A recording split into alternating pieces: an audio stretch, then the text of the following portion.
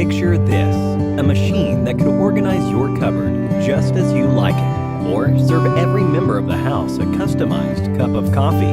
Makes your day easier, doesn't it? These are the products of artificial intelligence. But why use the term artificial intelligence? Well, these machines are artificially incorporated with human-like intelligence to perform tasks as we do. This intelligence is built using complex algorithms and mathematical functions.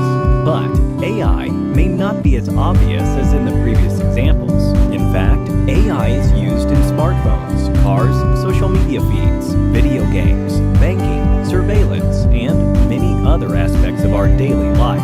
The real question is, what does an AI do at its core? Here is a robot we built in our lab, which is now dropped onto a field. In spite of a variation in lighting, landscape, and dimensions of the field, the AI robot must perform as expected. This ability to react appropriately to a new situation is called generalized learning. This video is sponsored by BuyMote shopping app. The robot is now at a crossroad, one that is paved and the other rocky. The robot must determine which path to take based on the circumstances. This portrays the robot's reasoning ability.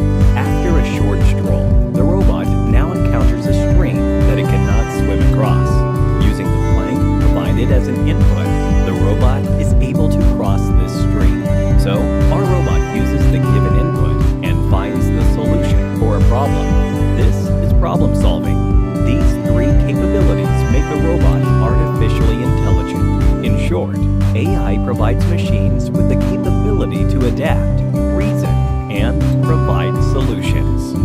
Well, now that we know what AI is, let's have a look at the two broad categories an AI is classified into. Weak AI, also called narrow AI, focuses solely on one task.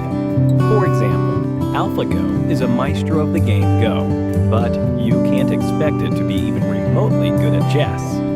This makes AlphaGo a weak AI.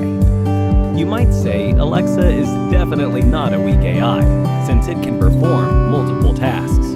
Well, that's not really true. When you ask Alexa to play Despacito, it picks up the keywords play and Despacito, and runs a program it is trained to.